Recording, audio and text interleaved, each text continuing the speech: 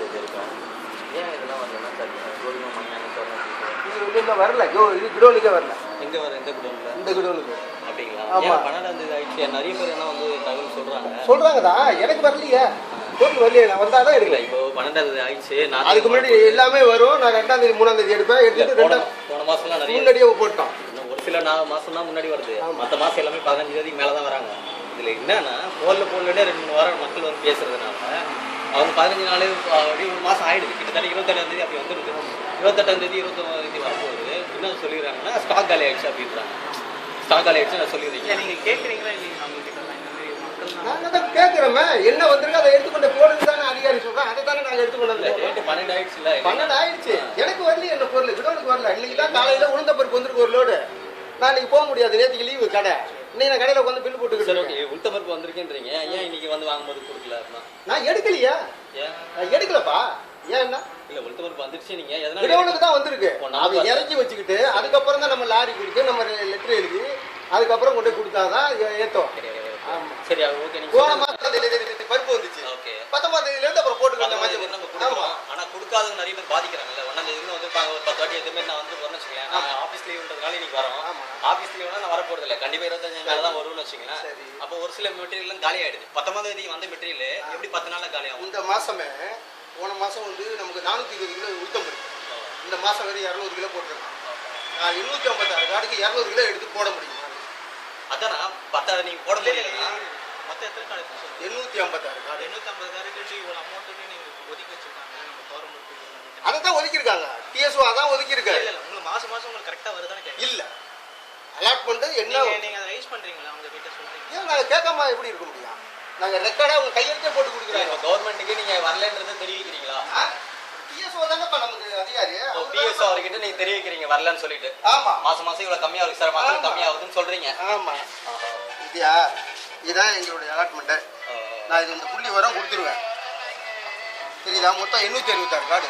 சரி, எனக்கு நமக்கு அரிசி வந்து இவ்வளவு, சர்க்கரை இவ்வளவு, 13-20 தான் எனக்கு சர்க்கரை கொடுக்குறான். இப்போ கவர்மெண்ட் உங்களுக்கு சப்ளை பண்ணலன்றீங்களா? அதான் உண்மை. கவர்மெண்ட் பண்ணல. மேலதிகாரி என்ன சொல்கிறாங்க? மேலதிகாரிட்ட நாங்கள் கேட்கறது தான், எங்களுக்கு உள்ள ஃபுல் அலாட்மெண்ட் கொடுங்க, மக்கள்கிட்ட நம்மளால சண்டை போடலாம் முடியாது அப்படின்னு. 31 கணக்கு முடிக்கும்போது இதான் ஃபிகரு. இதுக்கு தான் அவங்க கையெழுத்து போடுறாங்க. ஆனால் கொடுக்குறது அவங்க அலாட்மெண்ட் மொத்த கடைக்கு வரும்போது எனக்கு 1469 சர்க்கரை, எனக்கு 13-20 தான் கொடுக்குறாங்க. 13 குவிண்டால் 20 கிலோ தான் சாங்ஷன் இந்த மாதம். ஓகே, இப்போ வந்து ஏழைங்க நிறைய பேர் இருக்காங்கல்ல, அது நான் சொல்ல முடியாது சார். ஏழைங்கிறது வந்து அவங்க போய் டிஎஸ்ஓட உட்காந்து தான் கேட்கணும். இல்லை சார், இப்போ எவ்வளோ ரிசீவ் பண்ணியிருக்கீங்கன்னு சொல்லிட்டு நீங்கள் சைன் போட்டு தானே ஆகணும். எப்படியும் நம்ம எதில் இப்போ நீங்கள் ரெக்வஸ்ட் பண்ணுறது வந்து 1469 ரெக்வஸ்ட் பண்ணுறீங்க. பட் வர்றதும் 1469 வரணும். வரல. சரி, வராது. 13-20 தான் எனக்கு இந்த மாதம் அலாட்மெண்ட். இல்லை 13-20 தான் நம்ம ரிசீவ் பண்ணுன்றது நீங்கள் வந்து சாங்ஷன் பண்ணுவீங்க. நீங்கள் சைன் போடுவீங்களா? இல்லை, எனக்கு கிடைச்சது வந்து இந்த BA001 கடை எடுத்துட்டு வரேன். இல்லை போட்டு எடுத்துட்டு வரேன்.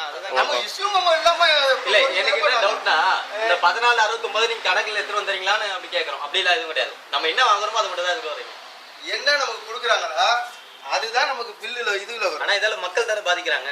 கண்டிப்பா இதால் எவ்வளோ மக்கள் வந்து பாதிக்கிறாங்க? நடுத்தர மக்கள் தானே பாதிக்கிறாங்க. இது ஏன் சொல்ல மாட்டேறீங்க? இது வேற போன மாசம் நமக்கு ஆயில் வந்து 630. இந்த மாசம் எவ்வளவு கொடுத்துருக்காங்க? 530. இதை நான் எடுக்கல. லாரிக்காரனா கொண்டாந்து இறக்கிட்டு போயிடலாம். தெரியுதா? நான் இறக்க மாட்டேன். எனக்கு 630 கொடு. மக்கள் சொல்ல முடியாது.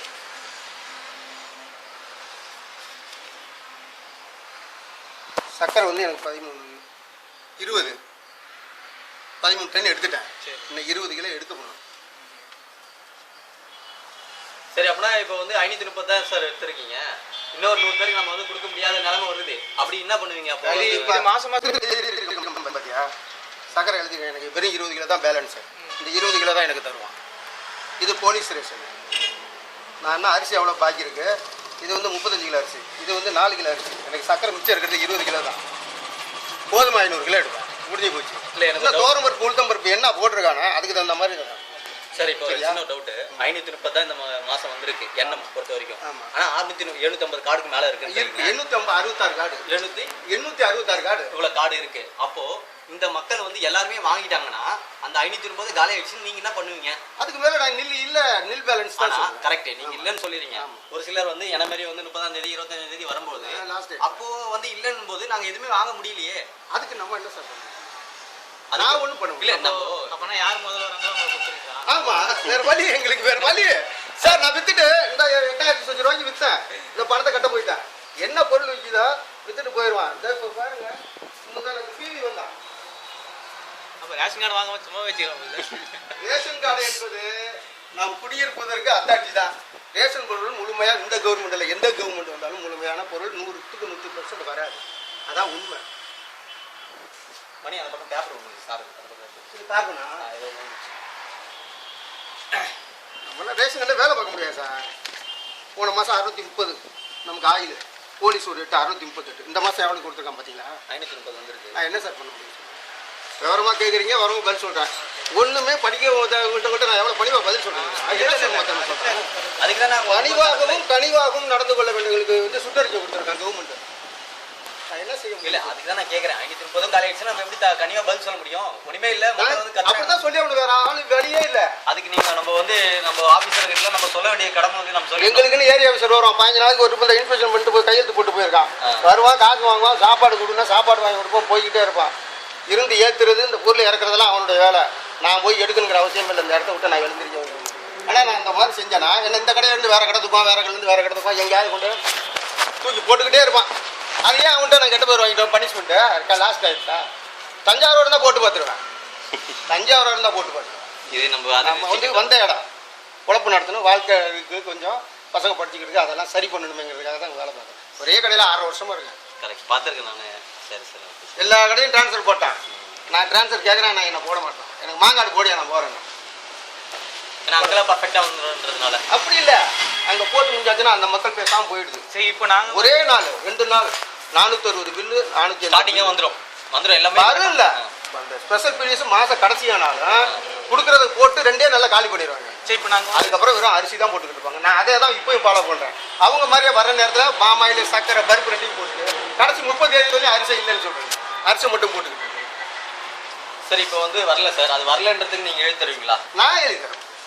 நான் இப்போ நான் ஒரு மக்களாக வந்து கேட்குறேன். என்னோட வீடு ரேஷன் கார்டு இருக்குது, ஏன் இல்லைன்றதுக்கு காரணம் நம்மளுக்கு தெரியணும்ல. அது கவர்மெண்ட் தான். அது நீங்கள் எழுதி கொடுத்தீங்கன்னா நான் ரெக்கார்டாக பண்ண முடியாது, எனக்கு அந்த அதிகாரம் கிடையாது. இதே கேள்வி டிஎஸ்ஓ நீங்கள் போய் உட்காந்து மீட்டிங் போடுறா, அங்கே போய் டிஎஸ்ஓ கேளுங்க, அவர் கரெக்டாக கொடுத்துருக்காரு. உங்ககிட்ட தான் கேட்க முடியும். ஏன்னா வந்து இதான் ரேஷன் கடை சரிங்களா, இங்கே தான் வந்து நான் கேட்க முடியும். டிஎஸ்ஓக்கு இதுங்க தனியாக நாங்கள் ஆஃபீஸ்லாம் போக முடியாது. நீங்கள் ஒரு அதிகாரியா? இல்லை, நானும் உங்களை மாதிரி இந்த இடத்த எழுதிச்சுன்னு வச்சுக்கோங்க. நானும் ஒரு பப்ளிக் தான். கரெக்ட், நான் ஒத்துக்கிறேன். நான் வந்து உங்ககிட்ட கேட்கும்போது நீங்க உங்களோட ஆபீசர் கிட்ட சொல்லுங்க. மக்கள் வந்து சொல்றாங்க, நீங்க வந்து உட்காருங்க சார். எல்லாரும் இப்படி சொல்றீங்க, நாங்க எவ்வளவு கடுமையா அதிகாரிட்ட போய் சொல்றோம். இல்ல நீங்க என்ன சொல்றீங்க, என்ன செய்யணுமோ அதை செய்யணும் அப்படின்னு டிஎஸ்ஓட போன மாதம் எல்லாம் ஜெயிச்சு இந்த கம்ப்யூட்டர்ல இருக்கிறவங்க கூட 100 ரூபா காசு கொடுத்து ஒரு 50 கிலோ சர்க்கரையை கூட போறான்டா சொல்றோம். அந்த 13-20 தான் போட்டுருக்கான். எல்லா இடத்துலையும் லஞ்சம் கொடுக்க வேண்டிய நிலைமை வந்துச்சுன்றீங்க. இன்னும் வழியே இல்லை, இதாங்க நிலைமை. ஆனால் வேலை பார்க்க முடியாது கார்பரேஷன். இனிமேலுக்கெல்லாம் கார்பரேஷனில் வேலை பார்க்கறதுனா ஒன்று குடோனில் இருக்கணும், ஆஃபீஸ் வேலை அட்மினிஸ்ட்ரேஷன் உட்காந்து ரேஷன் கடையெல்லாம் வந்து அசிங்கப்பட்டு அவமானப்பட்டா போகணும். அதுக்கு தான் கேட்டேன். சரி யார் மேலே தப்பு இருக்குன்னு நம்ம தெரியணும்ல, அதனால தான் ஒரு சின்ன ஒரு கிளாரிஃபிகேஷன். ஒரு ட்ரிப்பு சார் வந்தார்,